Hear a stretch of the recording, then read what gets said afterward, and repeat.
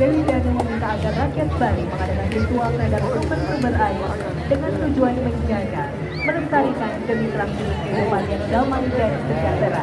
Karena air adalah salah satu sumber kehidupan bagi segala makhluk di muka bumi. Tidak hanya cukup mengadakan upacara ritual, melainkan lebih ditekankan pada implementasi secara nyata dalam memelihara dan menjaga sumber-sumber air agar dapat digunakan bukan hanya untuk generasi sekarang, tapi juga dapat berkesinambungan untuk generasi selanjutnya.